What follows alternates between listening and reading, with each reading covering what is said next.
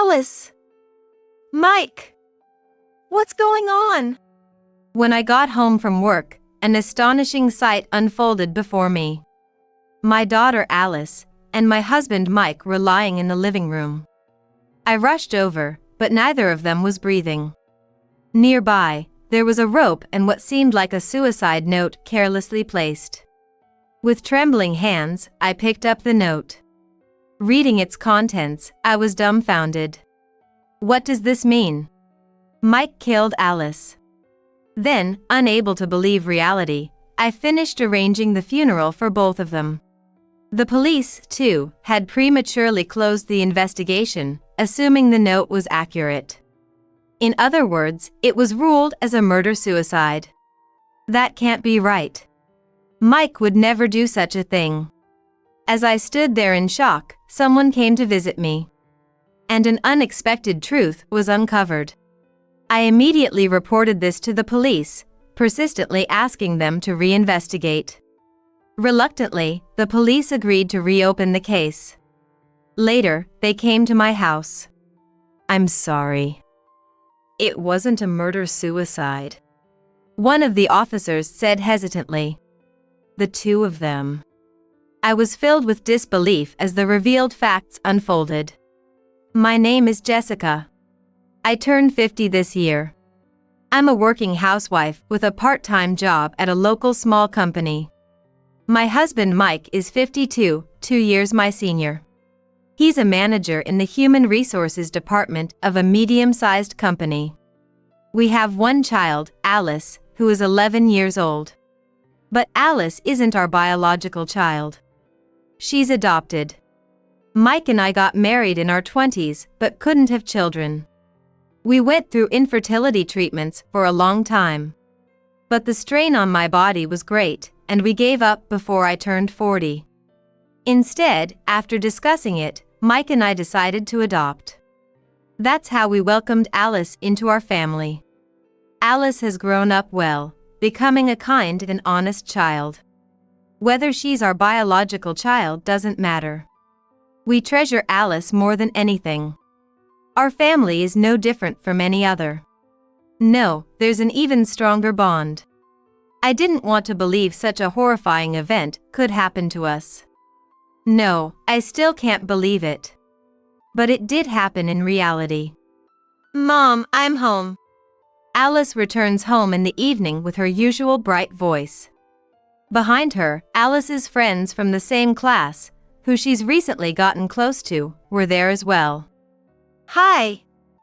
We're coming in. Sorry to disturb. Welcome. It's Daniel and Nicole. Daniel is a mischievous boy who's good at games. Nicole is a model student who's very responsible.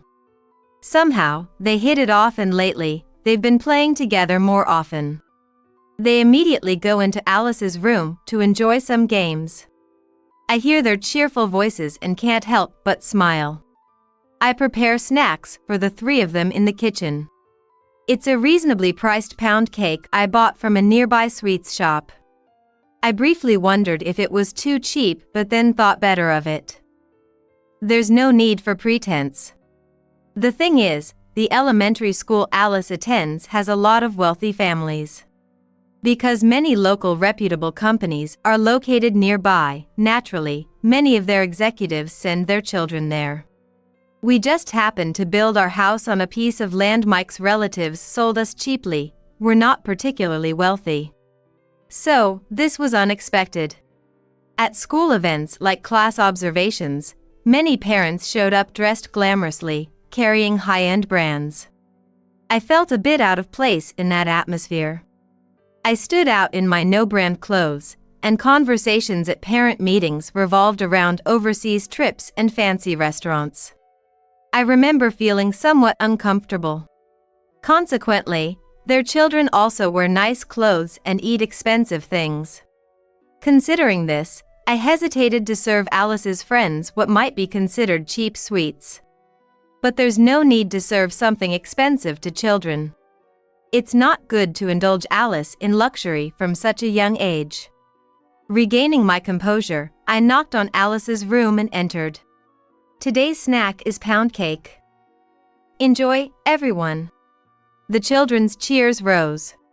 Lucky! Thank you. Thank you very much. Daniel's eyes sparkled, and Nicole thanked me sweetly. Alice smiled and said, "Thanks, Mom." Regardless of adult circumstances, children are innocent.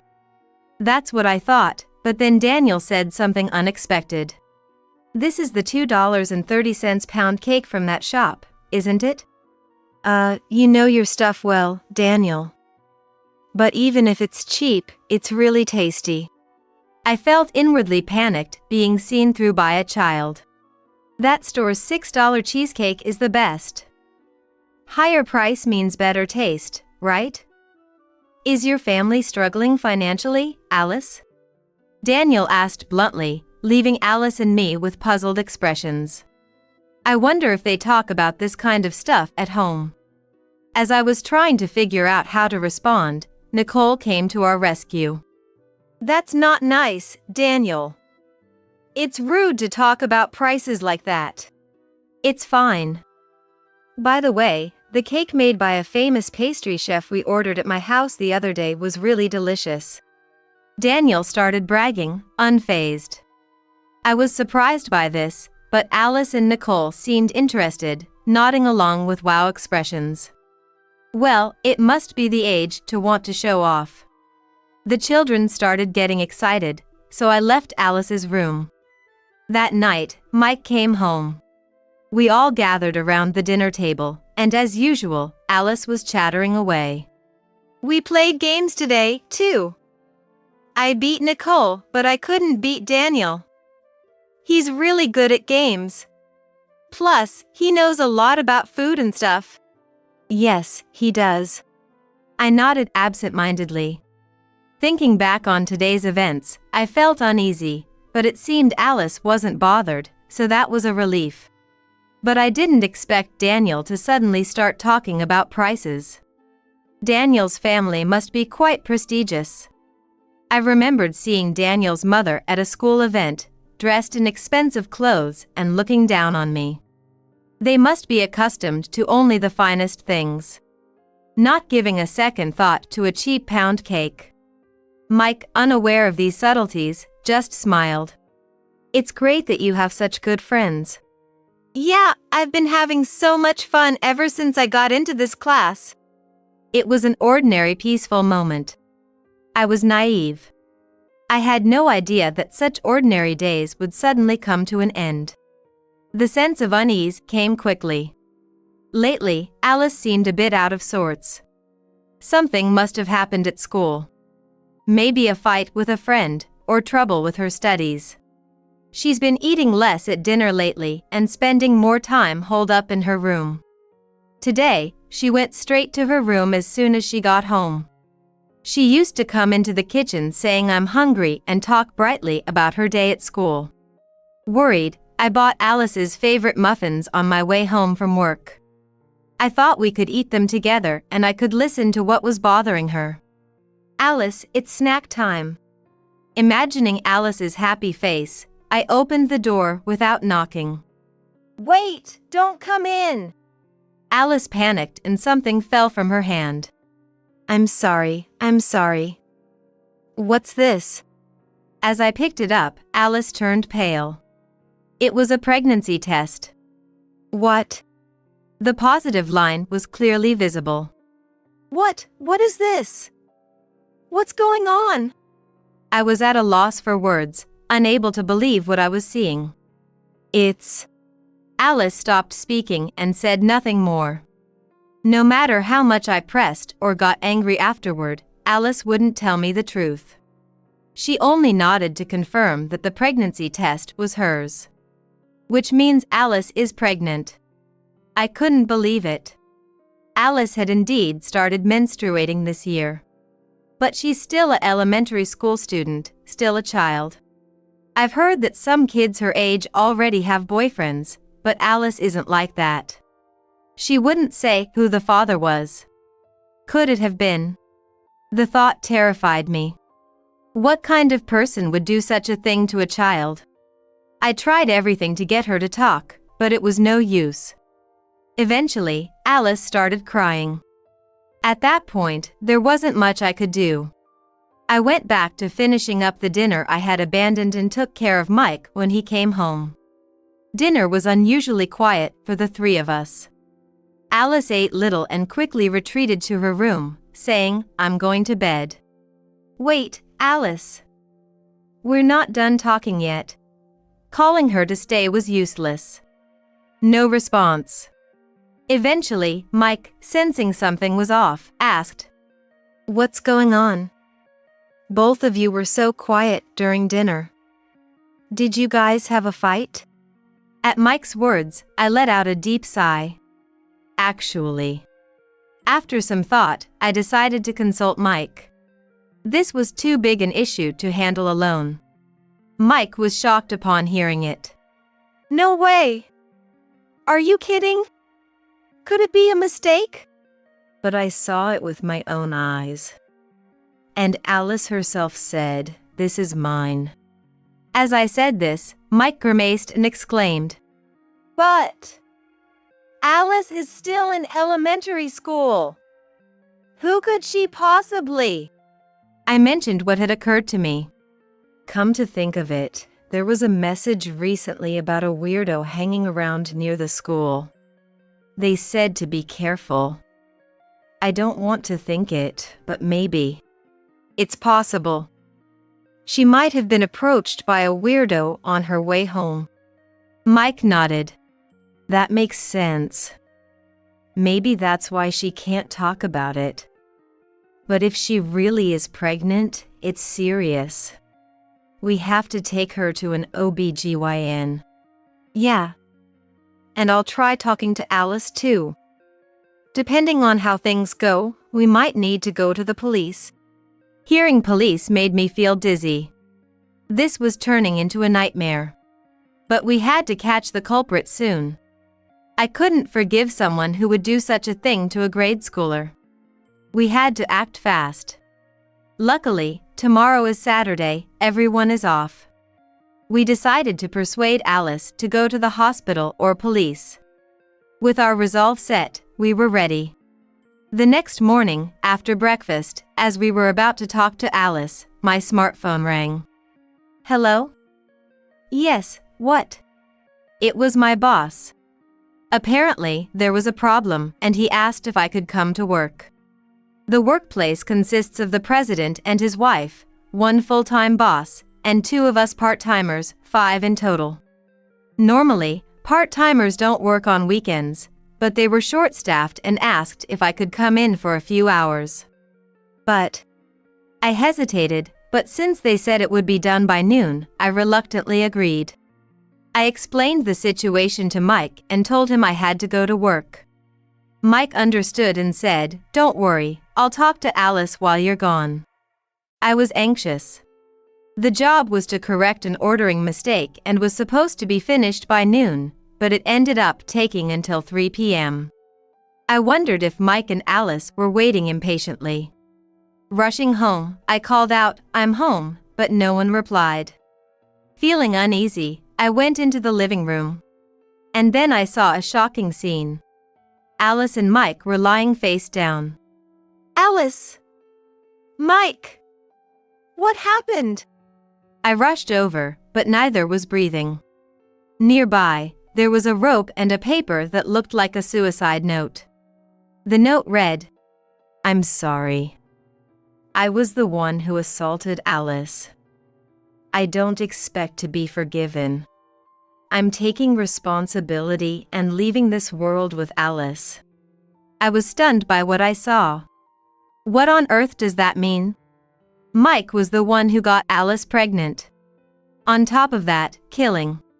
With trembling fingers, I operated my smartphone to call an ambulance and the police. Indeed, both were deceased.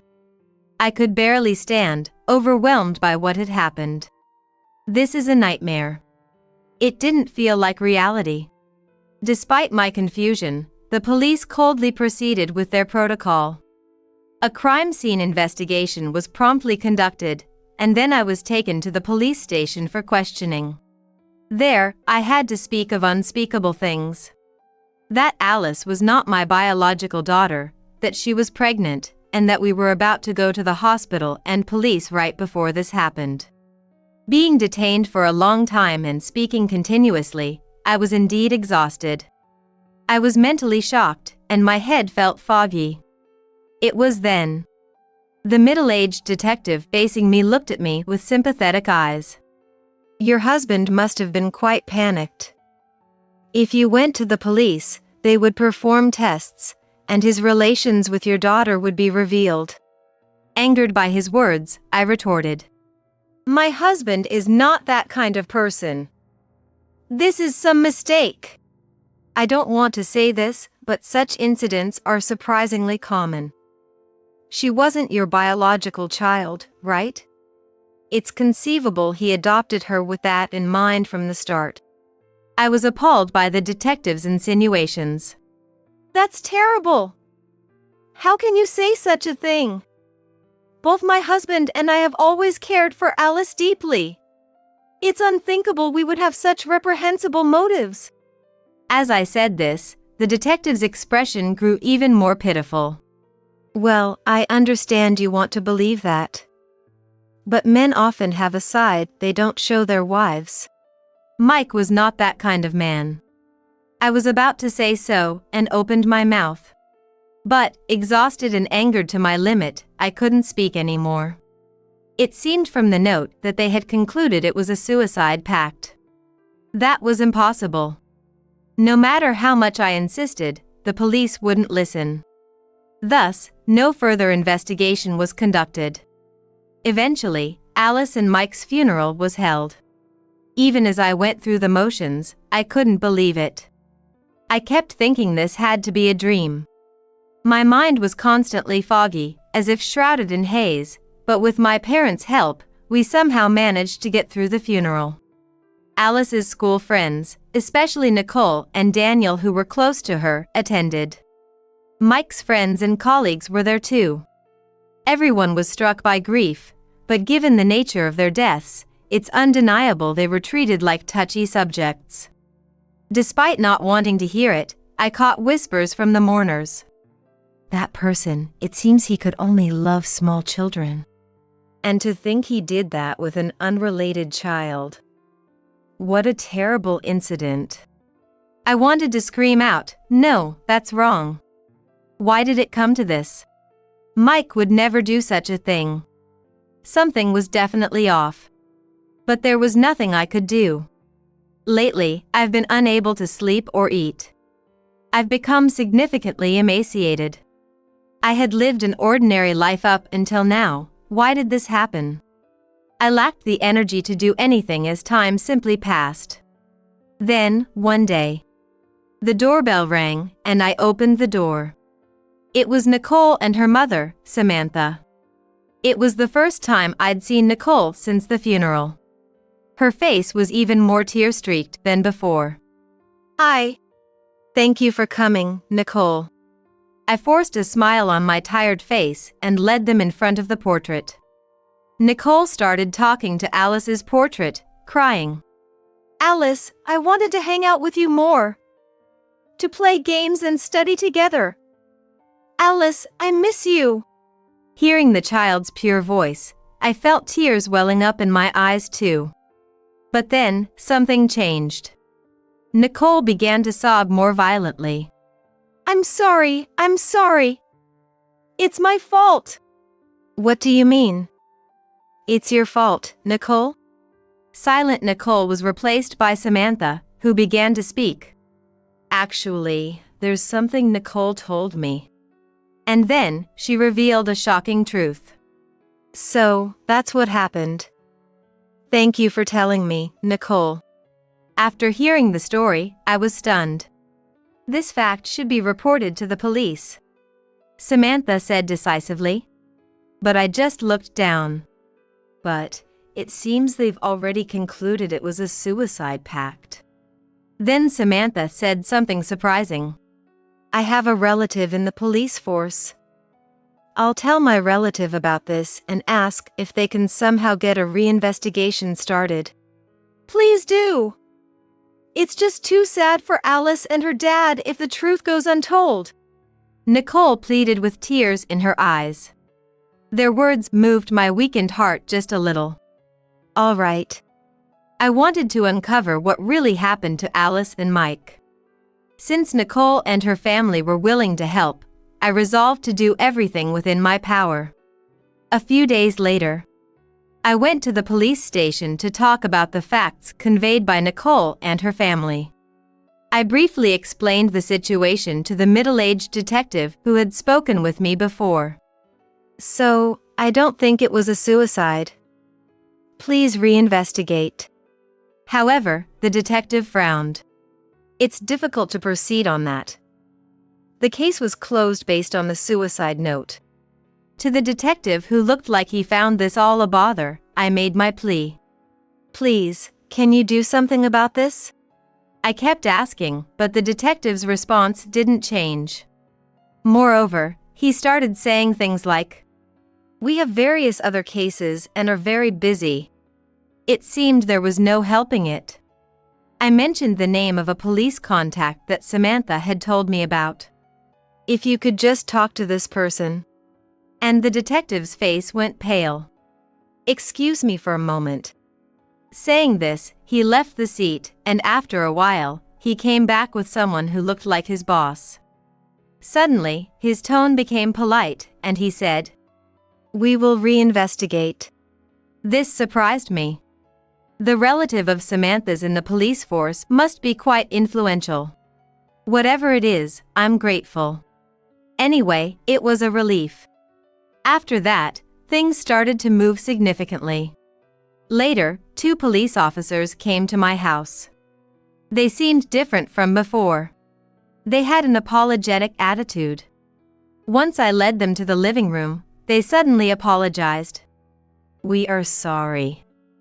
We had been investigating this as a possible case of suicide pact, but that wasn't it." "Just as I thought," I murmured. One of the officers, with a grave face, informed me. The 2 were actually killed by a third party. The police, upon reinvestigating, looked into everything. They took fingerprints from the house again, reviewed items left behind and security camera footage, and conducted more interviews in the area. As a result, they found footage from a security camera near our home that showed the true culprit's car. It was Amanda and Brian, the parents of Daniel, a friend of his. They were the ones who had killed Alice and Mike. Actually, Daniel was the one who had gotten Alice pregnant. That day, I heard a confession from Nicole. According to her, the whole thing started a few months back. Daniel, curious and knowledgeable, seemed to have been awakened to sexual matters by adult movies and comics one day. Out of mere curiosity, he suggested to Nicole, "Let's play an adult game." Nicole, lacking knowledge, didn't quite understand what that entailed. But, she felt something ominous about it instinctively. Because of this, Nicole refused. She felt uncomfortable spreading such stories and kept it to herself. Since then, Daniel stopped trying to convince Nicole. And next, he pressured Alice. According to Nicole, Alice didn't seem to know much about sex either. From what I could see, Alice was pure and didn't seem interested in such things at all. "Alice is kind, so I think she couldn't refuse Daniel's request. She probably didn't understand what it would entail. I should have told her, if Daniel asks you, just say no, then none of this would have happened. It's my fault," Nicole said, crying. She regretted not having advised her, it seemed. As things were, the situation had taken the worst possible turn. 2 people had died. At the funeral, Nicole was shocked to learn that Mike, Alice's father, was under suspicion. She couldn't just let it be, and mustered the courage to confide in Samantha. And then, Samantha, having learned everything, brought Nicole to her house. "Alice was impregnated by Daniel. It wasn't your husband, so there's no reason for you to be heartbroken. It may be hard to say this, but perhaps they were killed by the adults around Daniel to silence them. Samantha seemed hesitant to say it. But that terrifying speculation turned out to be true. Daniel's parents, Amanda and Brian, had made a plan.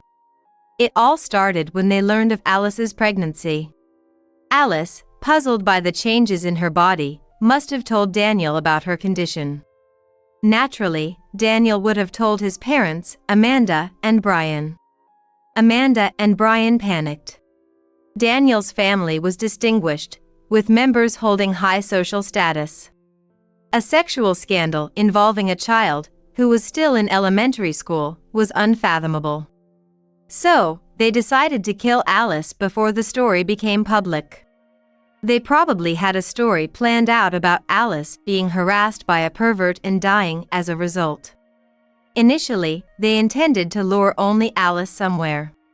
Presumably, Alice, having been called out for some reason, was planning to go alone. That was supposed to happen on a Saturday morning, after I had gone to work.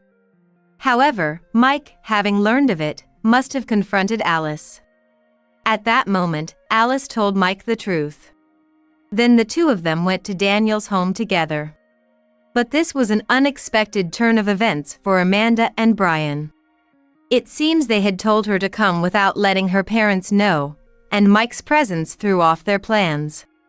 In a panic, Amanda and Brian changed their plan. They decided to kill both Alice and Mike, making it look like a suicide pact. When the incident was over, they carried the body to my living room and left the rope and suicide note next to Alice and Mike. The story is that Mike had been looking at Alice in a sexual way and got her pregnant, so he had no choice but to kill her. The suicide note was forged using a computer to avoid detection through handwriting analysis. And, to be thorough, both wore gloves to ensure no fingerprints were left in the house. Their plan was a complete success. However, it made me wonder why the police investigation was so sloppy, but there was a reason for that too. It was due to the unique customs of this area. In a region inhabited by many wealthy individuals and business owners, the police tended to be on their side. It was mutually beneficial for various conveniences. Thus, as someone who was neither wealthy nor a business owner, a so-called outsider, I was at a disadvantage from the start. For the police, investing time and effort into investigating outsiders had no return, naturally leading to a half-hearted investigation. Even when the circumstances strongly suggested murder by a third party, the police hastily concluded it was a suicide based on the note, without proper investigation. This case was on the verge of being buried in darkness. Then, an unexpected savior appeared. It was Nicole and her family. The relative of Samantha who worked in law enforcement was likely not just a regular officer. Probably someone with a considerable rank within the police force. Otherwise, a reinvestigation would have never been initiated. It later became clear that the middle-aged detective who had been in charge of my case was demoted. This, too, can be attributed to the influence of that high-ranking police official. Upon re-examination, Amanda and Brian's car was spotted on a neighbor's security camera. Of course, that alone was not enough evidence. But there was also testimony from neighbors who had seen a suspicious man and woman entering our house. Based on these, a search warrant for Amanda and Brian's home was issued. Whether they anticipated this outcome is unknown, but the Daniel family's home was meticulously cleaned. Not a single fingerprint was found, yet fortune was on our side. Fibers from the clothing Alice wore that day were discovered in Daniel's home. Footprints believed to be Mike's were also found near the entrance. With this evidence, Amanda and Brian were arrested. Initially, they tried to deny everything, but when faced with the evidence, they quickly confessed. To hide the shocking scandal that elementary school-aged Daniel had impregnated Alice, they admitted to killing Alice and Mike. With this, the suspicions against Mike were cleared. I felt a slight sense of relief. It was too cruel for Mike to be murdered and then accused of being a criminal. Subsequently, this case stirred up a huge public uproar, becoming a major news story. Television and magazines featured it as the darkness of a wealthy family, and it seems photos of the Daniel family were spreaded on social media. I say seems because I didn't actually see it myself. Friends and acquaintances told me about it, but I tried to avoid unreliable internet information. Because I now have to fight in the real world. That is, in court. As a family member, I decided to utilize the victim participation system and go to court. I just had to say something to them. I didn't want to spend my time sulking, but rather I wanted to fight back. When I took my seat in court, Amanda and Brian immediately caught my eye. Both were looking down, aged and worn. In that moment, they didn't look like the glittering wealthy at all. But more than that, I struggled to suppress the anger and sadness welling up inside me. To think Alice and Mike were killed just for these people's vanity. Unforgivable. Prompted by the judge, I gave my statement. Alice wasn't our biological child, but we raised her with love and care. Can you understand the grief of having her suddenly taken away for such an unreasonable reason? Moreover, you plotted to also kill my husband and have him treated as a criminal. For the sake of appearances, to hide your child's wrongdoing with such a trivial reason. I will never forgive you for taking the lives of two people for that. I wish for the maximum penalty. The courtroom fell silent as I shouted these words. Amanda and Brian were ashen-faced and shaking violently. Perhaps they had finally realized the enormity of the crime they had committed. But it was too late. No amount of regret could undo the taking of lives. If possible, I wish they could give back the 2 lives they took. If not, I believe they should atone with their own lives. Then the verdict was delivered. As requested, the ultimate penalty was imposed on the 2 of them. To be honest, I felt relieved, at least for the moment. The date of execution is unknown. Amanda and Brian will spend their days in fear until that day comes. Alice and Mike will not return, but I wish they could somehow understand the fear they experienced. The 2 of them were pitiful, having been killed for such a trivial reason as societal appearance. And there's another person involved in this case. Daniel. Though he was not directly involved in the event that took the lives of Alice and Mike, it is a fact that he impregnated Alice. Daniel has confessed, and there are testimonies from his parents. But Daniel is a minor, still in elementary school. As a result, a notification was sent to Child Welfare Services, and he was placed in a care facility. He is now facing the crime he committed, crying and filled with regret. He's still a child, but he gave in to desire and curiosity, hurting Alice. I hope he never forgets that. And I hope he truly repents. Later, I reported the outcome of the trial to Alice and Mike at their graves. Mike, your name has been cleared.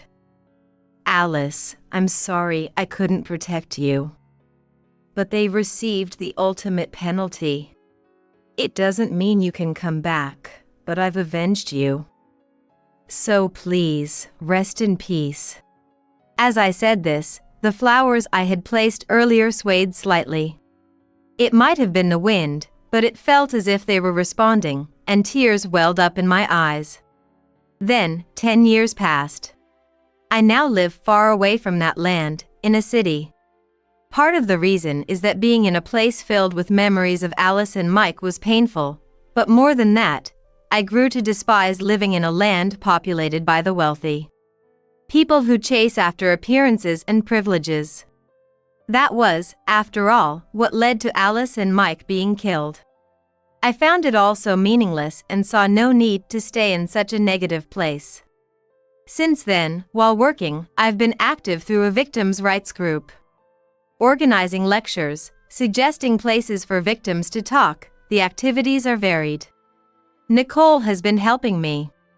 Nicole has become a college student, studying psychology. Moving to the city for university just as I did, she started to help with our activities. Nicole felt guilty for not being able to warn him, tormented by a sense of guilt.